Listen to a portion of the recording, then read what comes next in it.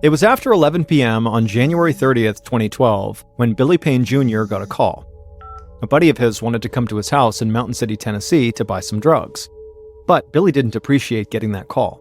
Sure, Billy was a small-time drug dealer, but he wasn't the crazy bachelor he used to be a few years earlier. He was 36, and he had a family now, including a 6-month-old son who had finally fallen asleep. And so the last thing Billy needed was a late-night visitor to wake the baby up again. So at 11:30, he texted his friends saying they couldn't meet up. He explained he had to be up early in the morning for his job at the thread factory, and so he needed some rest. His friend would just have to get his pills somewhere else. But as much as this call was annoying because it was inconveniencing, the truth was Billy was actually in the process of trying to leave his drug-abusing past behind. Billy had always been the life of the party in his small town. He was the guy who always had a beer in his hand and an endless parade of girlfriends. He drove a Mustang and bragged about going to Las Vegas for the weekend. His cousin, Jamie Curd, described Billy as being a man with caviar tastes on a working man's budget. But all that high living had a price. Billy had developed a nasty addiction to opioid painkillers, an addiction that he supported in part by selling opioids himself. Billy knew he'd made his share of mistakes in his life, including the fact that he had a young son in Florida that he never saw, but his opioid addiction was the worst. It clouded his judgment, it sucked up his money, and always left him feeling desperate for more. After Billy finished texting his friend, telling him not to come over, he went to go peek in on his baby, Tyler, who was all tucked into his crib. Billy smiled at the baby, and then he headed down the hall to join his girlfriend, Billie Jean Hayworth, in bed. Billie Jean was 13 years younger than Billy, and she was slender and pretty, with short brown hair. She was also an outdoorsy Tennessee girl who loved nothing better than fishing, hiking, and camping. Billy had had his eye on Billie Jean from the moment she had come to work on the cleaning crew at the thread factory 3 years earlier. And soon after they had met, the two started spending all their time together. By 2010, Billy had invited Billie Jean to move into the small one-bathroom house that he shared with his father.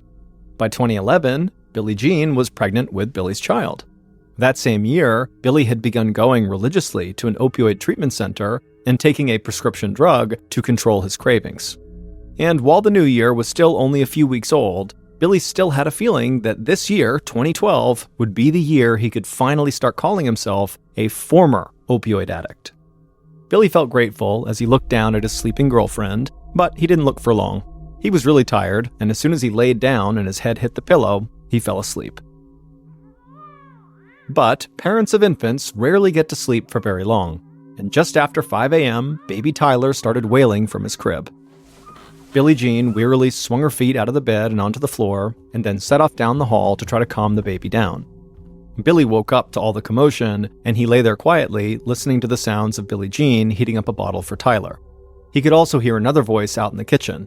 It was his father. Sometimes the house felt a bit cramped, with all of them living there together, but it filled Billy with happiness to watch his father hold little Tyler. After a few minutes, Billy heard Billie Jean changing the baby's diaper, and he heard his father saying goodbye and leaving for work. Then Billy felt Billie Jean slide back into bed next to him, and then he began to nod off again, even though he knew the alarm would soon wake him up. And it was at this point that Billy heard the sound of the sliding glass side door open. Just for a moment, he thought maybe his father must have forgotten something and come back. But then a shadowy figure suddenly loomed in the bedroom doorway, standing there completely silent and still. And even in the darkness, he could tell this was not his father. Billy suddenly was terrified, and he managed to blurt out, "What the hell?" And then everything went black.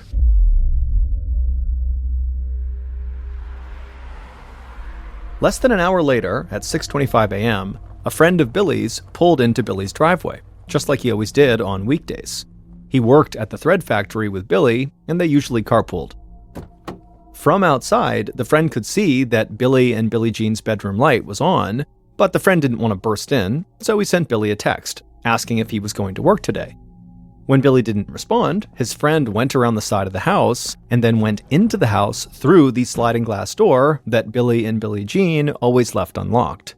He called out for Billy, but got no answer, so he used the family's landline phone in the living room to call Billy's cell phone twice. But each time, no one picked up. But just then, the friend wondered if maybe the reason Billy and Billie Jean were not responding to him was because they were sharing a private, intimate moment in their bedroom, and basically the friend had walked in on them. And so out of respect, the friend just stopped what he was doing, left the house, and figured, Billy would be in touch at some point. Almost 4 hours later, another family friend, whose name was Roy Stevens, came to Billy and Billie Jean's house to pick up some mail that Billy and Billie Jean were holding for him. And just like the friend from earlier, Roy also ended up going into their house through the unlocked glass sliding door and began calling out for Billie Jean and Billy. And when no one responded, Roy walked down the hall to the couple's bedroom and went inside. And what he saw gave him the shock of his life. Billy was lying on his back on the bed, not moving and covered in blood. Roy ran to Billy and shook his arm, but it was useless. Billy was totally lifeless. Roy began screaming, "No, no, no," over and over and over again. Then he rushed outside and yelled for his wife, who was waiting in the car, to call 911. Then Roy went back inside, and he would make an even more shocking discovery. He heard a murmur coming from the baby's bedroom, and when he went into that bedroom, he saw Billie Jean lying on the floor in a pool of blood. And there in her arms was her baby, breathing but asleep. The baby's forehead was smeared with their mother's blood. Roy couldn't believe what he was looking at, but he just reached down and scooped up the child, and then ran out of the house as fast as he could.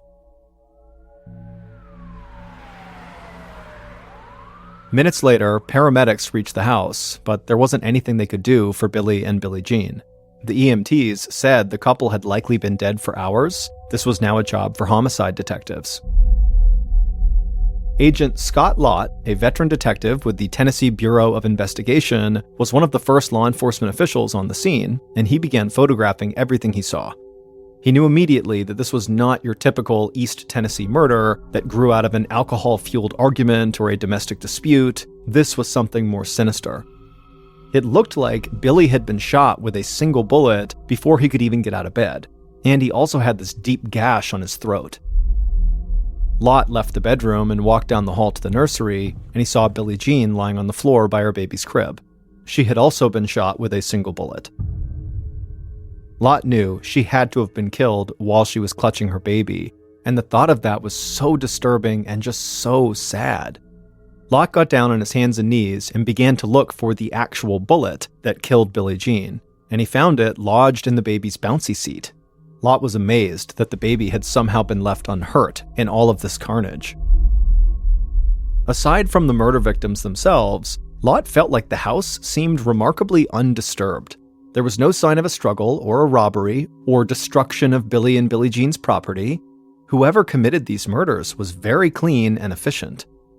After Lott's initial search of the house, he walked outside and waited for Billy's father to come home. Billy's father choked back sobs when he came roaring up to the house in his truck. He had gotten a call from a sheriff's deputy telling him what had happened at his house. He stepped out of the truck, and Detective Lott went over to meet him. Billy's father told Lott that everything had seemed perfectly normal when he left that morning. Billie Jean had been feeding the baby in the pre-dawn darkness, and he was getting ready for work. And now, just a few hours later, his whole property was marked off with yellow police tape, and his son and his son's girlfriend were dead. The old man just couldn't make any sense of it. But as Lott listened to Billy's distraught father, it dawned on him that the killer or killers must have planned the attack in great detail. Billy's dad said he left for work at 5:30 a.m., and Billy needed to go to work an hour later. That left only 1 hour when Billy and Billie Jean would have been home alone with the baby. Lott thought the chances were good that the killer or killers had been waiting in the dark outside the house for their opportunity to attack this young couple, and the thought of that just made Lott's skin crawl. By 2 p.m., the detectives were ready to release the bodies to the morgue for autopsy, and Lott was eager to start talking to people who knew the victims. His investigators had combed every square inch of the house and learned almost nothing from it. Lott didn't know whether he was dealing with a drug cartel hit or a serial killer or something else entirely.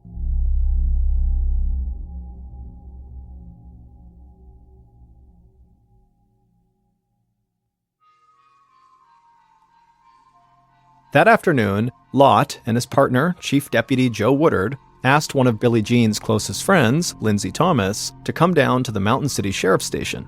They hoped she might be able to provide some information about Billie Jean that could help the investigation.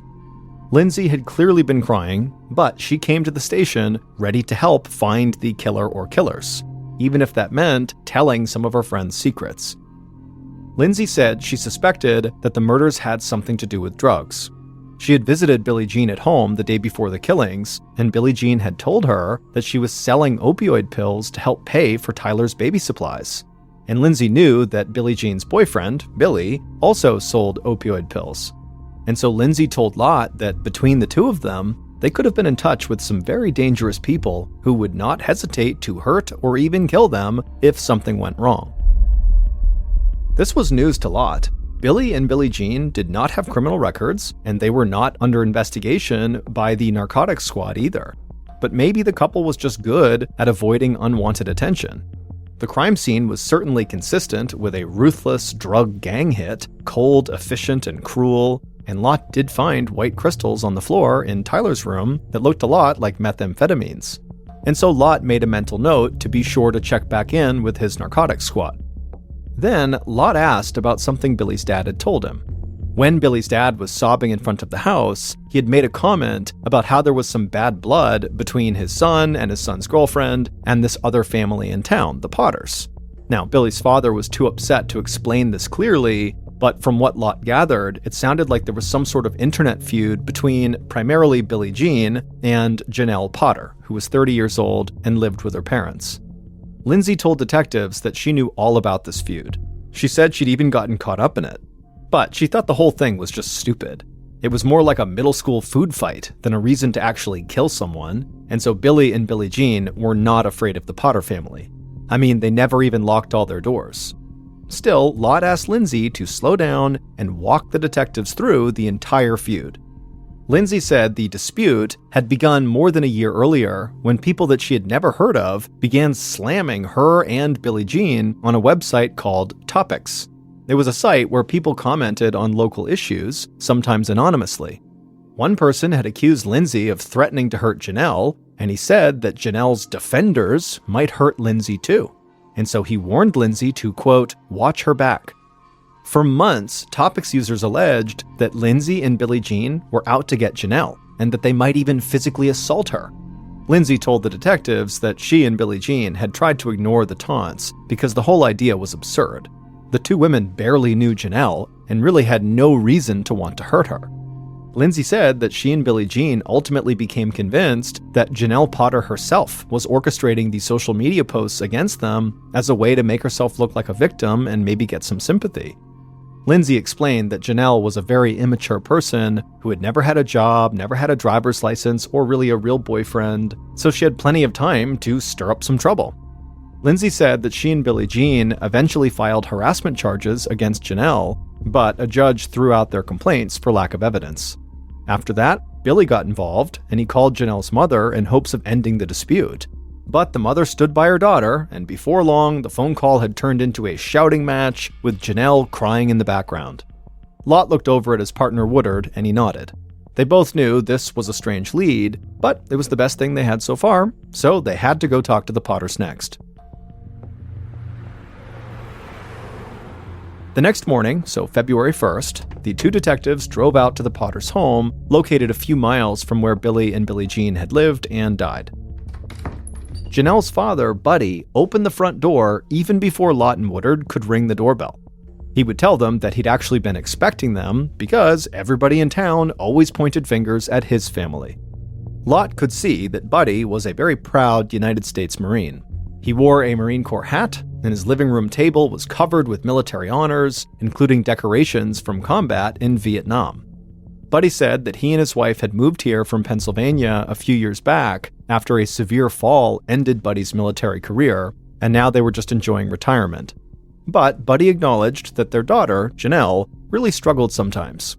He explained that she had a hearing problem when she was young that made it really difficult for her to carry on normal conversations, and at 6 feet tall, she felt really awkward and struggled to talk to boys.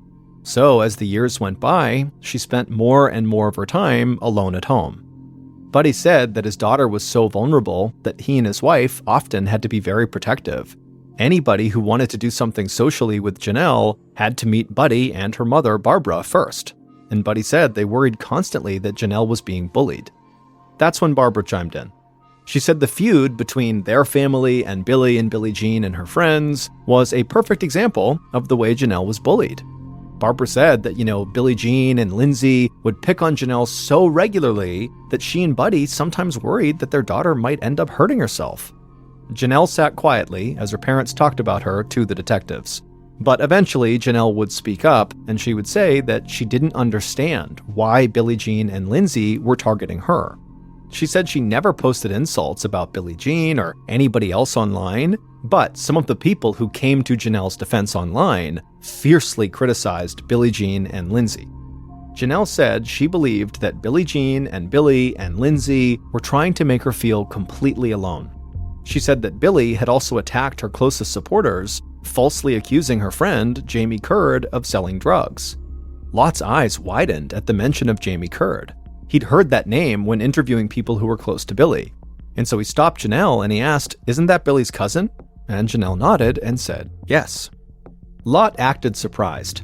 Lot told Janelle he understood that Jamie and Billy were not only relatives, but also close friends. So why would Billy attack Jamie? Janelle explained that Jamie actually was no longer friends with his cousin Billy anymore because he had learned how badly Billy and Billie Jean and Lindsay were mistreating Janelle. The two detectives wrapped up the interview and thanked the Potters for their time. Then they got up and walked outside and made their way over to their car, all the while puzzling over the strange story they'd just heard. Also, Janelle's way of talking just seemed very immature to them, and not just because of her high-pitched, childlike voice, but also because she portrayed everything in terms of petty rivalries that really did seem like something from middle school. But the online harassment that Janelle and her parents described sounded very serious to Lot. And if Janelle really did look at the world like a middle school kid, she would be an easy target. So Lot could see why the Potter family was on edge at the mention of Billy and Billie Jean. Lot and Woodard agreed they needed to speak with Billy's cousin, Jamie, as soon as possible. Clearly, he had a ringside seat for the family feud, and so maybe he could give the detectives some sense of how deep the anger ran on both sides. Later that day, narcotics officers listened politely as Agent Lot described the evidence that Billy and Billie Jean were selling drugs out of their home, potentially putting their lives at risk. But the narcotics officers were not impressed. They said at most, Billy and Billie Jean were small-time dealers who were selling just to their inner circle. The narcotics officers went on to say that typically they investigated people who sold hundreds of times more product than Billy and Billie Jean. If anyone was going to get killed over a drug deal gone bad, it would likely be major dealers, not just some random young couple with a little bag of pills. Nothing the narcotics officer said surprised Lot, but the dead end left him with only one real lead in the case. Now he was even more interested in his upcoming conversation with Jamie Curd. By the time Jamie walked into the sheriff's office on Thursday, February 2nd, so 2 days after the murder, the detectives had thoroughly scrubbed his background. They talked to friends of the victims, as well as Jamie's own sister, about Jamie's relationship with Billy and Janelle. People said that Billy was probably the best friend Jamie had ever had. The two men had worked together on the same exact machine at the thread factory, and then they often went out and partied together after the shift was over. And when Jamie's dog died a few years ago, Billy had even come over with beer to commiserate and to comfort his cousin. And when Jamie couldn't find a girlfriend, Billy had introduced him to Janelle Potter, who had just as much trouble getting a date as Jamie did. And Jamie and Janelle hit it off and began spending time together, but they had one problem. Janelle's parents did not like Jamie. At one point, they even banned him from coming inside their house. And so that was when Jamie began offering to come over and repair the Potter family's computers, because it was literally the only way he could think of that he could still see Janelle. But Jamie's relationship with Janelle ultimately drove a wedge between Jamie and his cousin Billy as the online feud spread to Facebook and other social media, and then to the courts. In the end, Jamie had to choose between his girl and his best friend, and he picked his girl, and the two men stopped speaking to each other. Now, the detectives wondered how far Jamie would go to defend Janelle.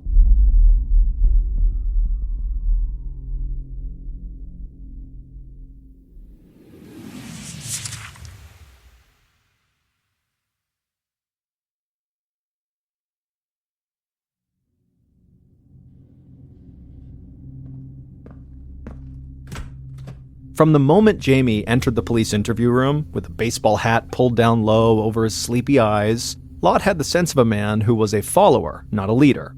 Jamie himself was quick to make it clear that he was a country boy who had never strayed too far from eastern Tennessee. He said he didn't really use computers much himself, even though he was enough of a handyman to repair them, but he knew that Billy and Billie Jean were posting threats against Janelle on Facebook and other websites. And Jamie just couldn't understand why Billy would do that, or why Billy denied that it was true.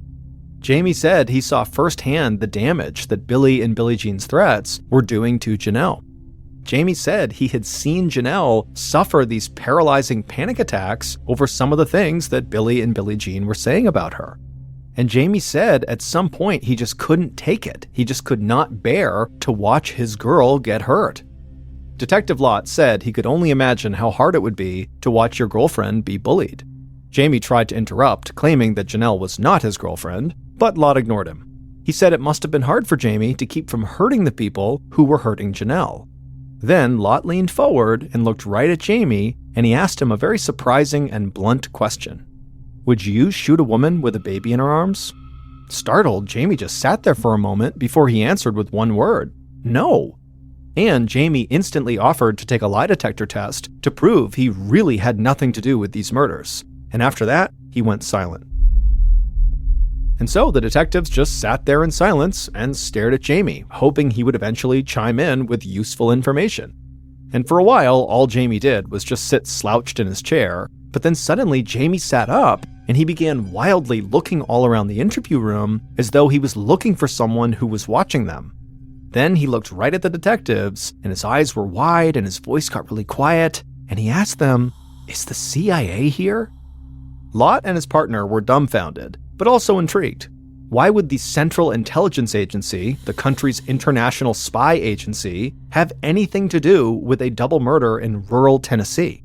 Jamie glanced from detective to detective, hoping for an answer to his question, but the two detectives didn't say anything, mostly because this was a totally outrageous question that didn't seem legitimate.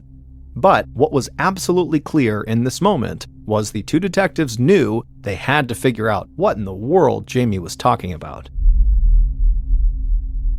On the other side of town, Janelle's mother, Barbara, had no idea that Jamie was talking to the police at that very moment. But she would have known exactly why Jamie was asking about the CIA. And she, for one, was grateful that one particular spy did keep an eye on Mountain City, Tennessee. For more than a year, Barbara had been emailing back and forth with a CIA agent named Chris, and they had grown very close, like mother and son. In fact, she even sometimes addressed him as son. Chris, the CIA agent, had gone to high school with Janelle more than a decade earlier. And even though his career had taken him around the world since those days, he still kept a protective eye on his high school classmate, and he would let Barbara know whenever he learned of any threats to Janelle's safety. Months before the murders, in April of 2011, Chris had emailed Barbara to let her know that Billie Jean and two other women had been prowling around their property at night. Chris said he suspected the women were up to no good, but he was in no position to do anything. He had just broken his arm, and he was in a cast. However, Chris said he had tapped the phone line in Billy and Billie Jean's house, so he would be able to keep track of their conversations. That way, they would know if Billy and Billie Jean were planning anything else. Barbara couldn't thank Chris enough for the warning. He was like a guardian angel. "We love you, son," she wrote back to him. And in the email, she also reassured Chris that her husband, Buddy, was in, quote, Vietnam jungle recon mode, end quote, and he would be ready if any intruders tried to enter their home. Billy's cousin Jamie had also struck up a relationship with Chris, the CIA agent. And Jamie often poured his heart out to the spy about how much he loved Janelle. Chris had assured Jamie that he had a great girl, but he warned Jamie that Billy and Billie Jean and their friends, they really wanted to make Janelle's life hell, and that would definitely affect Jamie's life. So when Jamie returned to the police station to take his lie detector test that he requested on February 6, 2012, so almost a week after the murders, he hoped that Chris, the CIA agent, might be looking out for him. But things didn't go so well for Jamie.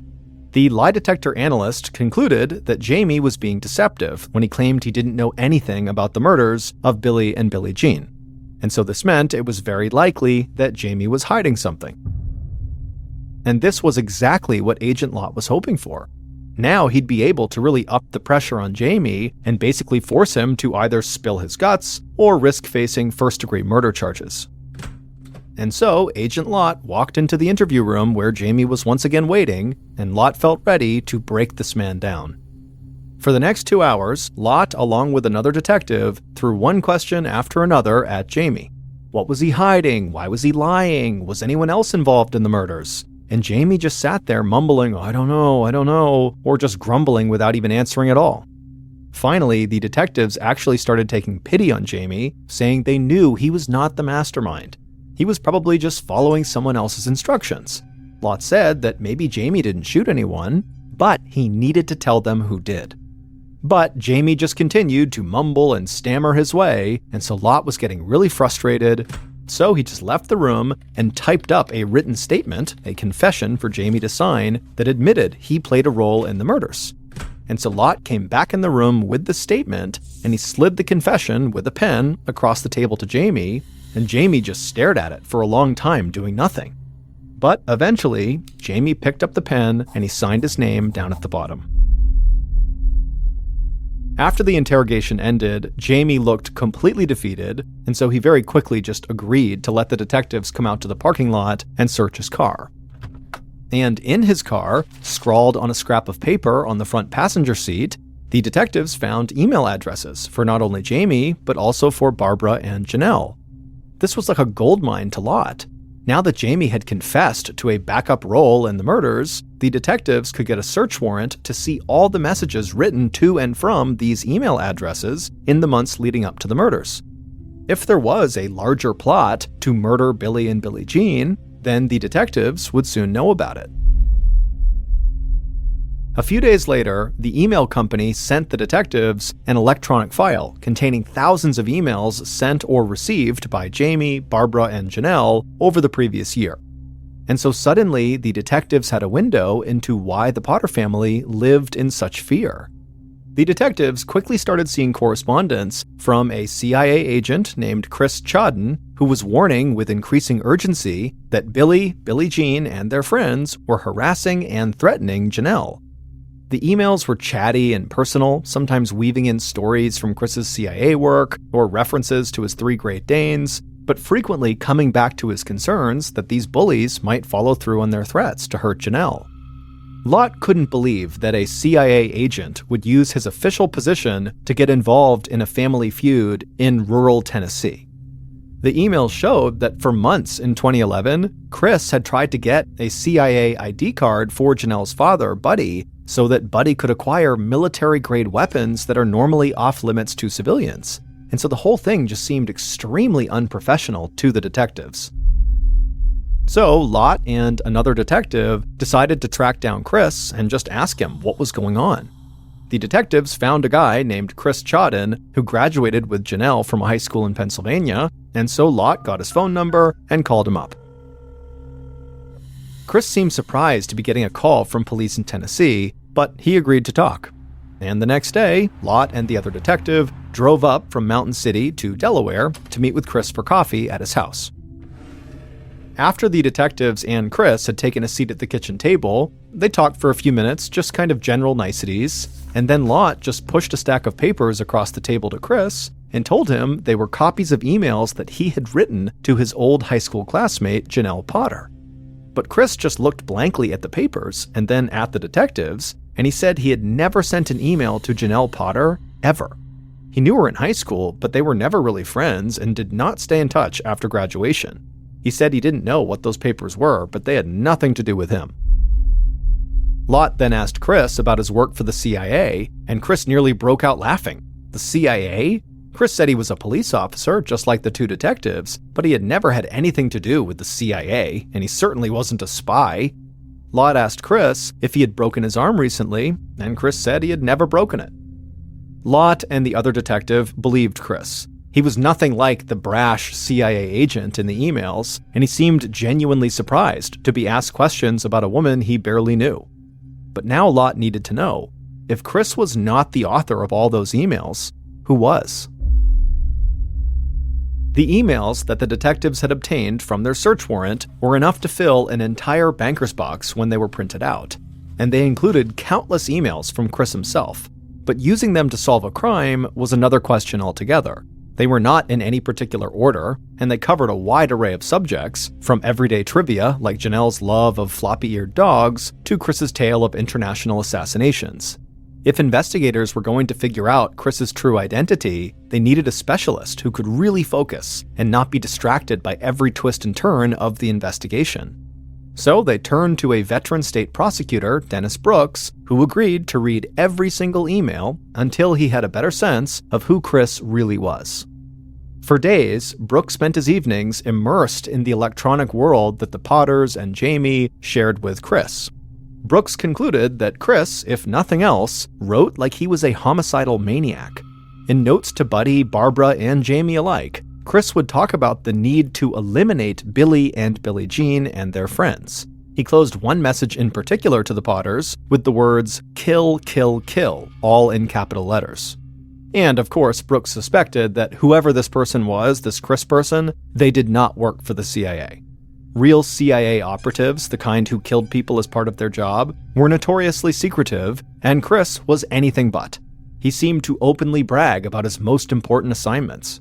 But there was one striking thing about every single one of the notes from Chris that convinced Brooks that the real author, the real Chris, could only be one person.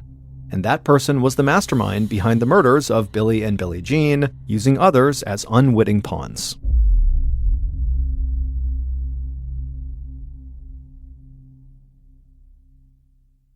The night that Jamie Curd signed his confession, he did finally break down and talk in great detail about his role in the murders. Then, once investigators had thoroughly analyzed all the emails, they did have a clear picture of how the murders played out. And so here is a reconstruction of how police believe Billy and Billie Jean were murdered in their home on January 31st.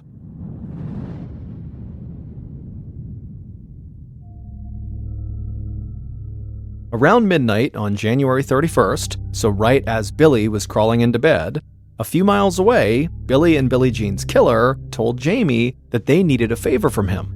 Would Jamie take a ride to Billy and Billie Jean's house and stand lookout? Jamie knew what this favor really meant.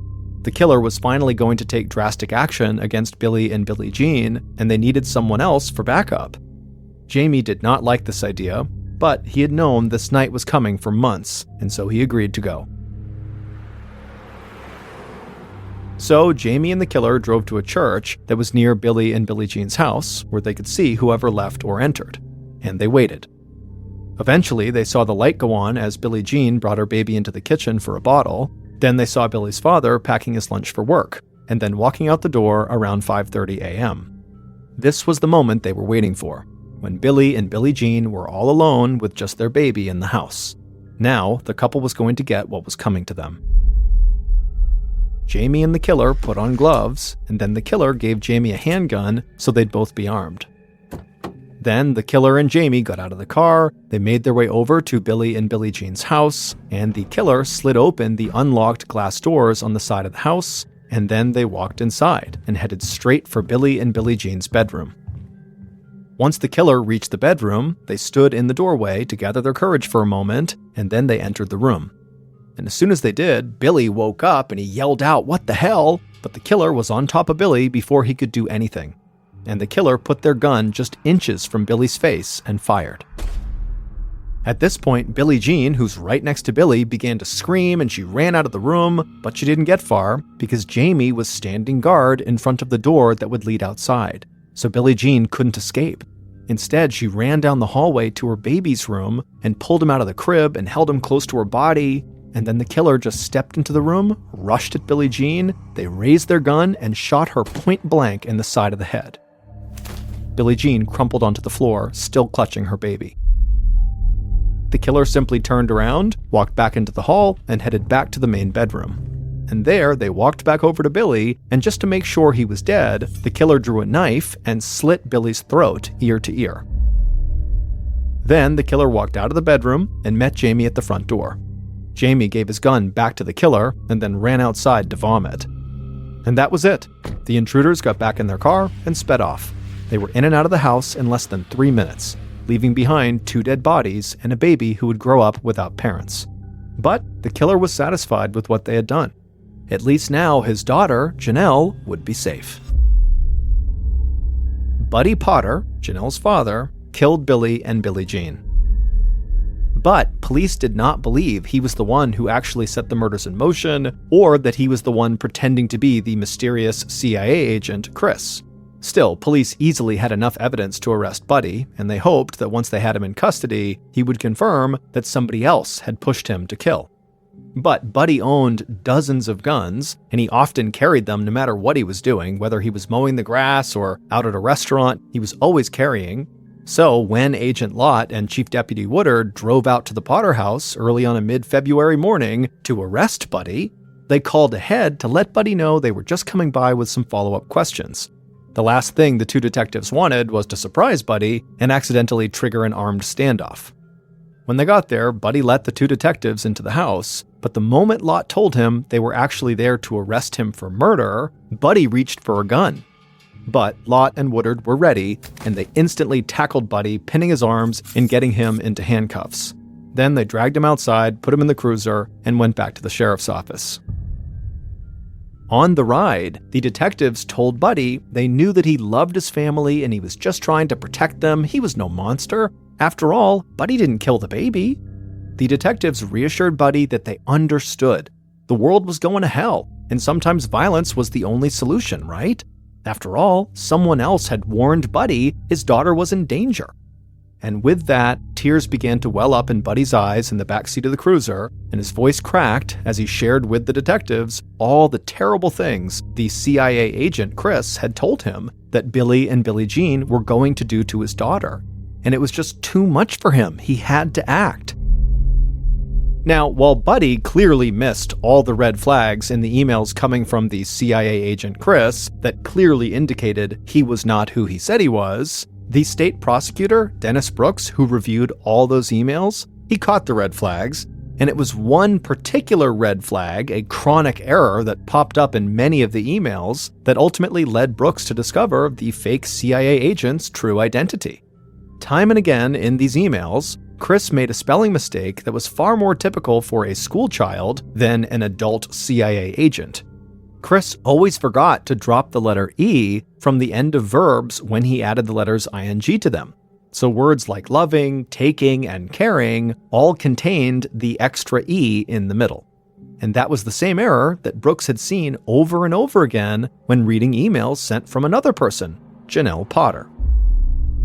And so Brooks told investigators that Chris had been a figment of Janelle's imagination all along, but one that she had used to very effectively manipulate her entire family. Janelle had basically catfished her own family into believing that she was in mortal danger, and ultimately, that caused her father to go out and kill Billy and Billie Jean. A year and a half later, Buddy Potter, Janelle's father, was found guilty of killing Billy and Billie Jean and was sentenced to 2 consecutive life sentences.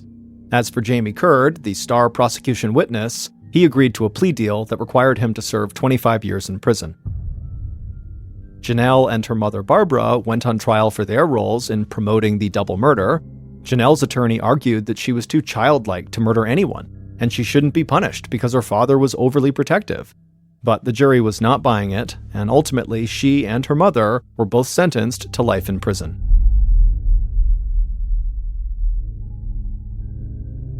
Josie Baker smiled as she watched her 4-year-old daughter, Lila, hunt for frogs near the stream behind their house. Josie's other daughter, 1-year-old Adelaide, gripped her mother's hand as she wobbled forward to see what her big sister was up to.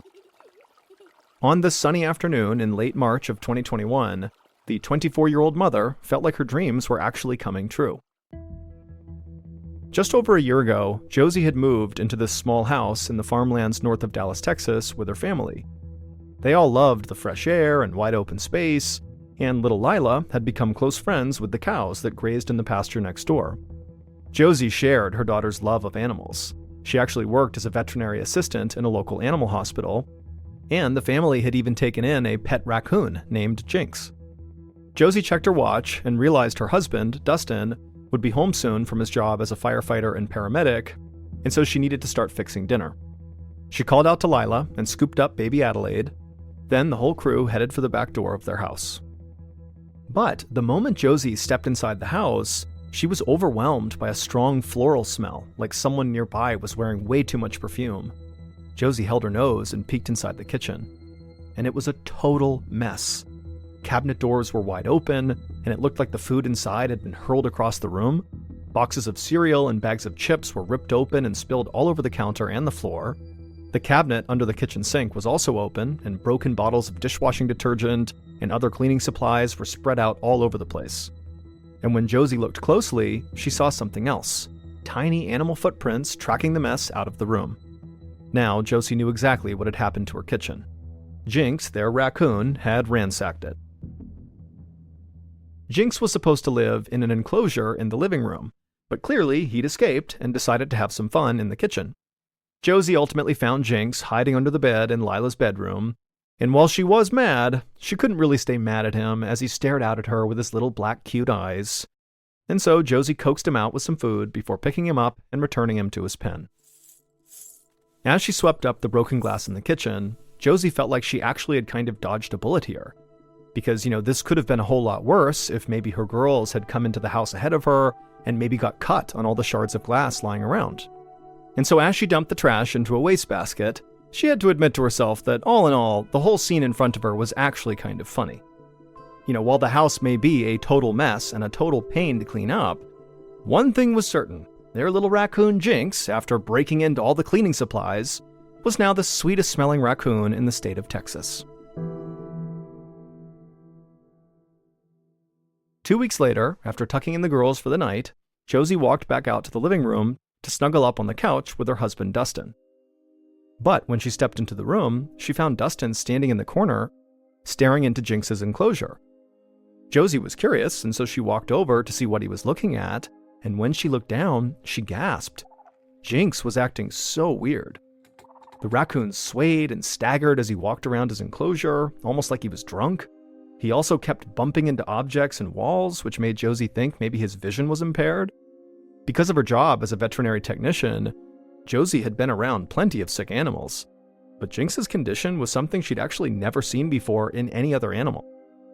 So she told Dustin that she would bring Jinx with her to the animal hospital first thing in the morning. The next morning, Josie stood by while one of the vets at her hospital examined her raccoon. But after a few minutes, the vet turned to Josie and admitted that they too were totally stumped by whatever was bothering Jinx. They didn't understand what it was.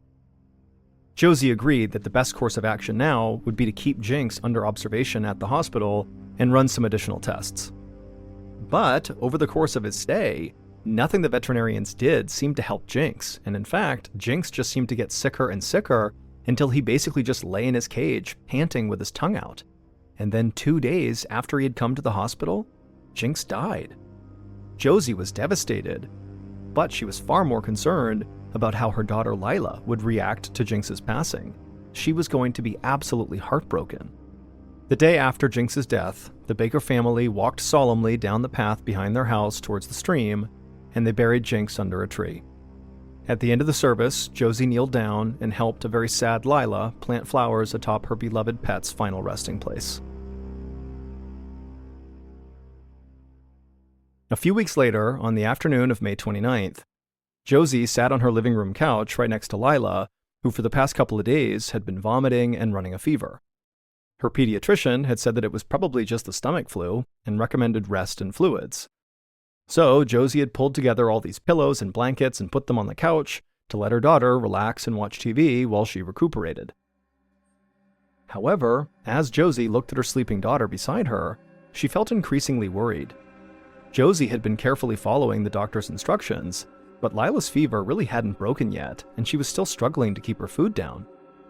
Lila had been sleeping for a couple of hours now, so Josie gently placed her hand on Lila's forehead and whispered to her to wake up so she could drink some water. But as Lila slowly opened her eyes, Josie could see that they looked glazed over and unfocused. Josie tried to help Lila sit up, but the little girl could barely lift her head. Josie immediately wrapped her daughter in a blanket and carried her to the car. Her barely conscious 4-year-old needed to see a doctor right away.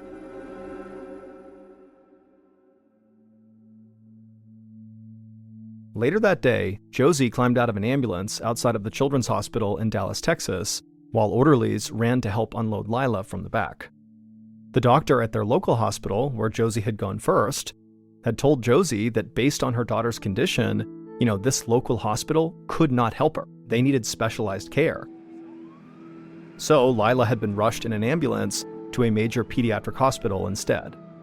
Once Lila was unloaded from the ambulance, she was immediately taken up to the intensive care unit. At the same time, a doctor named Catherine Merrill met with Josie in the hallway to explain what they were going to do to treat her daughter. Dr. Merrill said that Lila's white blood cell count was very high, which was a strong indicator that Lila was fighting off an infection.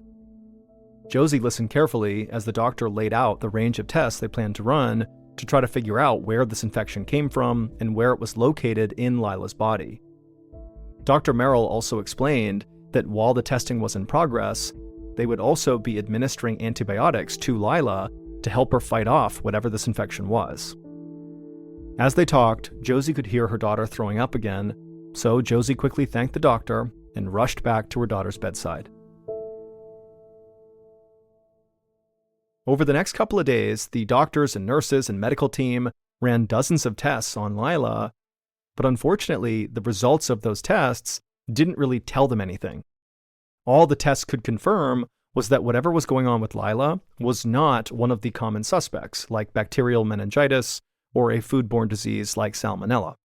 And as each test came back basically showing nothing, Dr. Merrill became more and more confused. Meanwhile, Lila's condition grew even worse. Her frequent vomiting caused her to have trouble breathing, which led to low oxygen levels in her blood. So Dr. Merrill decided to insert a breathing tube through Lila's nose and down her windpipe, requiring the little girl to be heavily sedated.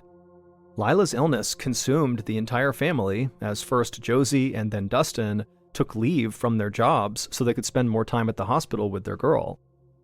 But day after day, no new information came in, and Lila kept getting worse. Not only was she completely incapable of holding her head up now, she couldn't even walk or speak. And so it wasn't long before Josie and Dustin began to fear the worst, that they might never get their sweet, energetic 4-year-old back.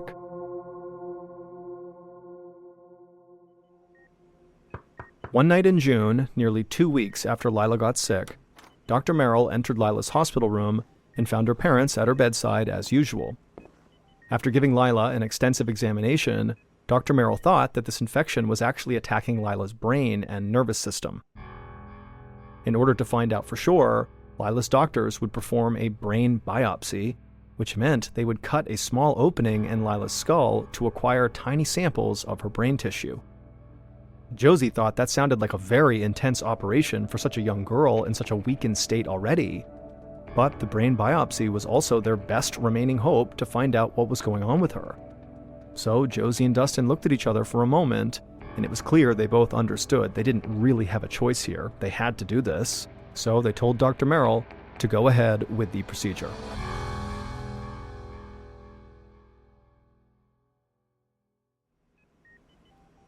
A few days later, Josie sat by Lila's hospital bed and read to her from her favorite book, while Dustin napped nearby in a chair. Lila was still not able to speak or walk, but she had made it through the brain biopsy just fine and was actually starting to show small signs of improvement. And so Josie was actually feeling optimistic for the first time in a while. But moments later, Dr. Merrill entered and pulled up a chair to speak with the parents. The results had come back from the brain biopsy, and there was finally an answer to what was ailing their daughter. But the answer was not a good one. Dr. Merrill said that Lila was suffering from a rare and potentially deadly bacterial infection known as melioidosis. The doctor explained that once this bacteria invades a person's system, it causes pus-filled abscesses in whatever tissue it reaches, which is why nearly 40% of melioidosis patients die. And in Lila's case, the bacteria had entered her brain and nervous system, which was why she was having so much trouble moving and speaking, and seemed very disoriented. All of this was obviously totally devastating to Josie and Dustin, but the doctor told the very upset parents that there actually was reason for hope.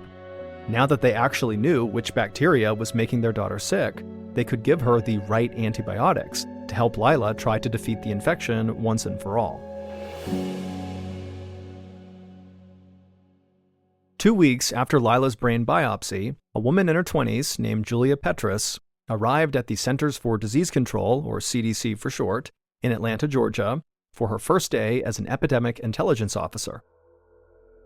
For years, Julia had worked as a nurse, providing health services to refugees in Bangladesh and Uganda. More recently, she provided medical care for homeless people in Santa Barbara, California, in the early stages of the COVID pandemic. And now she was excited to take on a new challenge. As an epidemic intelligence officer, Julia was now basically a disease detective who would investigate mysterious outbreaks and do her best to prevent the spread of infections. As Julia sat down at her desk and checked her email inbox for the first time, she could see that she was already invited to a Zoom meeting that was starting in just a few minutes. CDC officials would be briefing the FBI about a recent outbreak of melioidosis, a very rare bacterial infection. Julia was familiar with melioidosis, but she didn't understand why this disease would involve the FBI, an agency that investigates crimes. But regardless, moments later, Julia clicked the link on her calendar and logged into the Zoom meeting. After a quick round of introductions, a CDC official began the briefing with a discussion of the case of 4-year-old Lila Baker, who was still in the Dallas Children's Hospital suffering from melioidosis.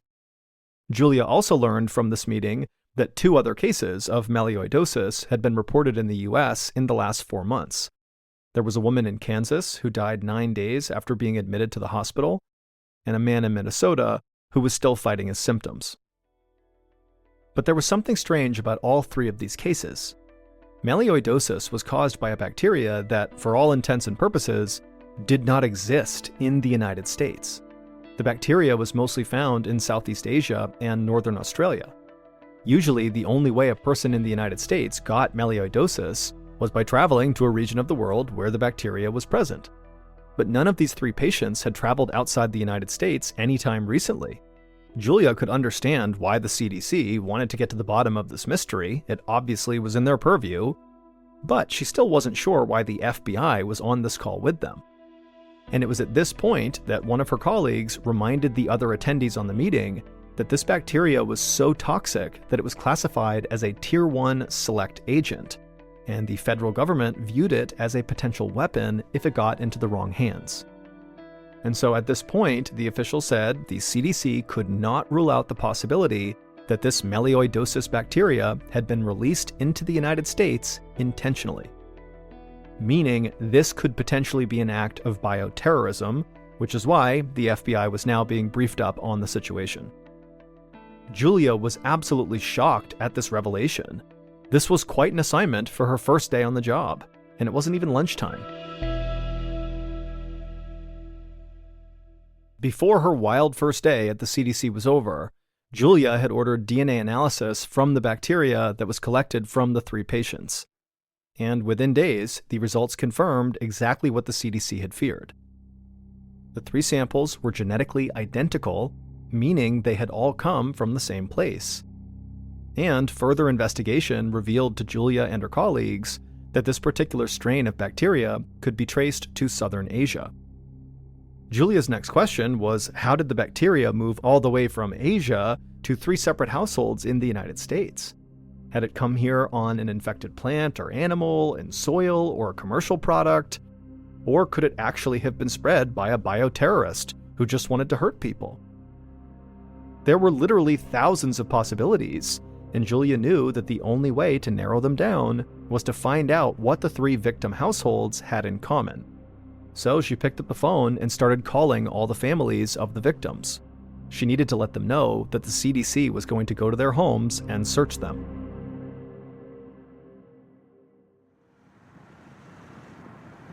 A few days later, Julia drove through the wide-open farmlands of northern Texas on her way to the home of the Baker family. The day before, she had spoken with Josie and Dustin Baker about the need for her to come and collect samples from their property. Other CDC officers were going to scour the homes of the patients from Kansas and Minnesota with the same goal, finding melioidosis bacteria. As Julia pulled her car into the gravel driveway in front of the Baker's home, A woman came out and introduced herself as Josie's sister. She said that Josie and Dustin were still at the hospital with Lila, but she was here now to let Julia know that she had free rein to collect whatever material she thought was relevant to her investigation. Julia thanked her, then started searching every inch of the Baker property for anything that looked like it could have come from Asia. She collected samples of food and cleaning products and placed them in plastic bags. Then she scraped algae from an empty aquarium she found behind the house, since there had been cases where imported tropical fish carried the deadly bacteria. Finally, Julia took soil samples from the bank of the stream near the house, as well as from the plants. As Julia waved to the sister and drove away from the Baker's home, she felt she had been very thorough in her investigation. Although she was still new to this job, she felt like it was very possible to her that the bacteria they were looking for was hidden inside one of the bags and bottles in the trunk of her car right now. A couple of weeks later, in late July, Julia sat in a conference room with the other CDC investigators on her team. Julia scrolled through the pages of laboratory results on her laptop, but she admitted to her colleagues that she was totally stumped. Investigators had gathered hundreds of samples from the 3 locations where people got sick, but none of them contained any trace of the bacteria. But before Julia could start to discuss next steps, one of her colleagues cleared his throat and asked for everyone's attention. Then he read out loud from an email that had just come in on his phone. And as he read, Julia grew even more troubled. The CDC had just gotten word of a 4th case of melioidosis. This one was in Georgia. The patient was a 5-year-old boy who, like the other 3 patients, had never traveled to any region of the world where this bacteria was present. DNA analysis showed that the bacteria that infected him was identical to the samples from the other 3 patients. So he'd most likely gotten it from the same source as all the other patients. Julia closed her eyes as she thought about this new information. The news from Georgia was obviously distressing, but the fact that only one new case had emerged over the course of the last month was probably good news. If terrorists were trying to use the bacteria as a weapon, wouldn't there be many more victims by now? Julia was beginning to think that this outbreak couldn't be an act of bioterrorism. But if this outbreak wasn't bioterrorism, then what was it? Something was causing people to get sick all across the country, and the CDC had no idea what it was. As Julia walked back to her office, lost in thought, she suddenly felt resolved. Their investigation had indeed been thorough and comprehensive, but clearly they had to do more. A few weeks later, on a warm evening in the middle of August 2021, Josie Baker stood by Lila as her daughter's wheelchair was lowered from a van to the ground outside their home. Friends and family were gathered by the front door, clapping and cheering. After 2.5 months in the hospital, Lila was finally home. Josie was overwhelmed with emotion as she carefully pushed her daughter up a ramp that had been installed outside their house just a week prior. Lila's physical condition had stabilized and she was now breathing on her own. But as Josie watched Dustin lift Lila out of her wheelchair and gently lay her on her bed, Josie also knew that there was a long and challenging road ahead of them. Lila had still not regained her ability to speak or walk. Even holding her head upright continued to be a challenge. Josie had to accept a painful truth. There was a good possibility that her daughter had suffered permanent damage to her nervous system. And Josie had another worry. She still had no idea how or where Lila had picked up the bacteria. CDC investigators had not found the bacteria on their property, but it still seemed possible to Josie that it could still be lurking somewhere in their house. So she couldn't shake the idea that if they continued to live in this house, at some point somebody else in the family was going to get this disease as well. Later that same month, in one of the conference rooms for the Centers for Disease Control in Atlanta, Julia picked up a dry erase pen and started drawing on a whiteboard. Julia had been on the case for almost 2 months, and the agency still had no clue how the 4 patients had contracted this bacteria. Julia knew time was running out to solve this puzzle. The more time passed, the greater the chance that the source of the bacteria might be spread to other locations. So Julia thought, maybe if she just wrote down everything they knew on this whiteboard, that maybe somehow it would help her connect all the dots. Julia's colleagues watched as she divided the board into 4 columns, one for each of the patients. Under each column, Julia listed key details, including dates, medical symptoms, and environmental factors that could be relevant. As the board began to fill up, the team searched for any common factors that could help narrow their search for the source of the bacteria. At some point, Julia had written a ton on this board and just stepped back and looked at it. And when she did, she saw it. 3 of the 4 patients showed signs that the infection had entered their brains, including the patients in Texas, Georgia, and Minnesota. Julia realized that this common thread could be an important clue as to how the bacteria entered the bodies of these patients. If their brains were infected, the bacteria most likely entered their body through their noses rather than through a cut or something they ate or drank, because the quickest route to the brain was through the nasal cavity, meaning there was a very good chance that in all of these cases, the bacteria was somehow inhaled. Julia felt re-energized. Even though CDC investigators had now made multiple trips to the victims' homes to collect samples, Julia knew, now that they had this information about inhaling the bacteria, that they would have to visit all of them one more time. Minutes later, Julia left and headed back to her apartment and began to pack her suitcase.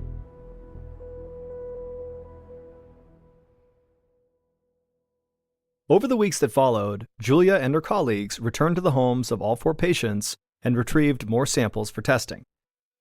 They collected anything and everything they could find that could possibly be inhaled, regardless of whether it could have come from Asia. Julia and her colleagues knew they were ultimately searching for a needle in a haystack, but they had to try. And so by September, Julia and the rest of the CDC team had sent hundreds of additional specimens to their laboratory for analysis. And finally, in October of 2021, Julia received a call from a microbiologist who was assigned to this case. The search was finally over. A sample retrieved from the Georgia site contained traces of the melioidosis bacteria. And so after hearing this, it didn't take long for Julia and her team to figure out how the bacteria actually made the trip from Asia to America, causing 4 Americans to be attacked by a bacteria so toxic that the government considered it a potential bioweapon. But in the case of 4-year-old Lila Baker, the spread of the bacteria actually got an assist from a very unusual accomplice.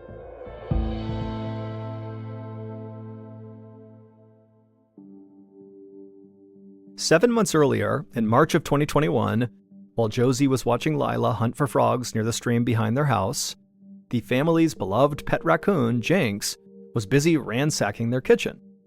Jinx was on a hunt for food, and he had made a huge mess as he opened every cabinet and drawer, ripping open boxes and bags in search of a tasty snack. Jinx eventually climbed onto the counter near the sink, and he saw a small bottle of liquid. The raccoon soon knocked the bottle off the counter, causing it to break open and spill onto the kitchen floor, releasing that very strong floral aroma into the kitchen. And then when Josie and the kids entered the house, Jinx made a run for it, hopping into that puddle and tracking that floral-smelling liquid throughout the house as he ran away to hide. The bottle that Jinx knocked off the shelf was a United States branded product that Josie bought at Walmart a few weeks earlier. And that same product had been purchased by all 4 of the households that had been struck by melioidosis. What Josie and the other families did not realize is that while they had all bought this American product at a local American store, it was actually manufactured and bottled at a factory near the southern tip of India. The bacteria that causes melioidosis was known to thrive in the wetter environments of this particular region of India. And somehow, in the process of manufacturing thousands of bottles of this air freshener, known as Better Homes and Gardens Lavender and Chamomile Essential Oil Infused Aromatherapy Room Spray, the bacteria got into the liquid inside. The bottles were then shipped to Walmart stores all across the United States. When customers used the product inside their home, particles of the melioidosis bacteria were sprayed into the air, where they were all inhaled by the people who lived there. Now, most of the people who inhaled the bacteria were healthy enough to fight off the bacteria, and they did not get seriously ill, but the victims in Kansas and Minnesota had other conditions that made them more vulnerable to this infection. And Lila and the young boy in Georgia were just so young that their immature immune systems were unable to fight off the bacteria before serious damage was done to their bodies. As soon as the source of this bacteria was identified, the CDC alerted Walmart, and Walmart quickly discontinued sale of the product and withdrew it from the market. Consumers who purchased the spray were told not to throw it away or pour it down the drain, since that could increase the risk of spreading the bacteria. Instead, they were directed to put the bottle inside of 2 Ziploc bags, then place it inside of a cardboard box, and then physically return it to a Walmart store. But that was not quite the end of this story. CDC investigator Julia Petrus eventually learned of a 5th potential victim of this strain of the melioidosis bacteria. Jinx, the Baker family's beloved pet raccoon, who died shortly after breaking the bottle that contained the contaminated air freshener. Julia hated the idea of disturbing Jinx's grave in the Baker's backyard, but there was a chance that the melioidosis bacteria had actually spread into the environment after he was buried. And so, on April 19, 2022, Julia and other CDC officials returned to the Baker's home in Texas and dug up Jinx's body. But after doing some analysis, Julia and the Baker family were relieved to discover that although Jinx had died of melioidosis, no additional bacteria was detected in the soil or vegetation surrounding Jinx's grave. As of late 2023, Lila Baker has not regained her ability to speak or walk. Josie quit her job at the animal hospital and devoted herself full-time to the care of her daughter. Sadly, the little boy in Georgia died from the infection. However, the other 2 human patients did make full recoveries.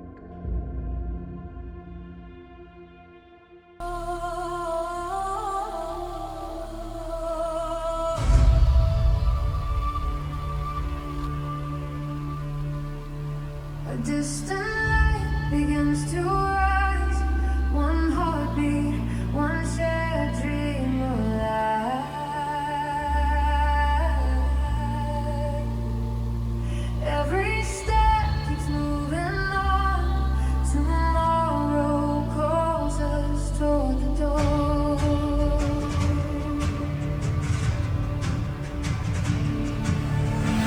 Through the streets that never sleep, every turn a promise we keep, hand in hand we pass the spot.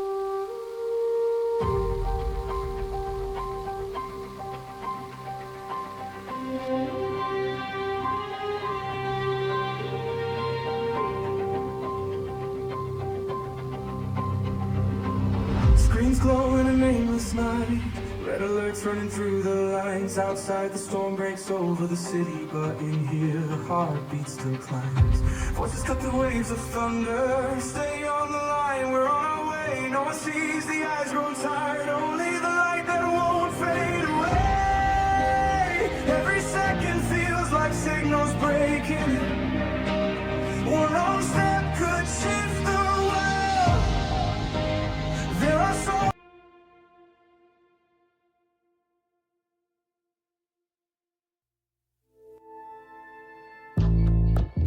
From Ballen Studios and Wondery, this is Mr. Ballen's Medical Mysteries, hosted by me, Mr. Ballen.